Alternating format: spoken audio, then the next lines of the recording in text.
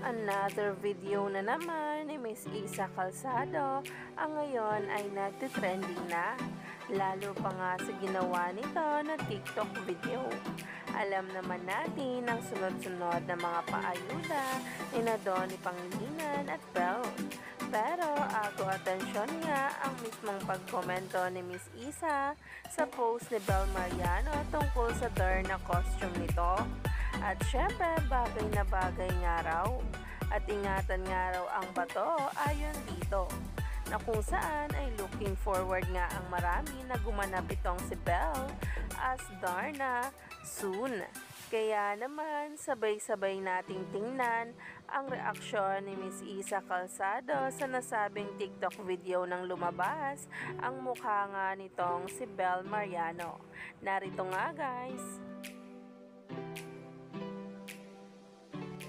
Pamilya, please donate and support po sa ESPN Foundation. Mariano. No objection nga talaga at talaga nga namang ang reaksyon nito ay proud na si Belle nga raw ang lumabas. Umani nga agad ito ng samot-saring komento sa social media dahil hindi nga talaga nawawala ang paghanga nila kay Belle, kung saan nga ay mas lalo pang humanga dahil sa mga pinakita nito so far sa kanilang mismong teleserye na Can't Buy Me Love.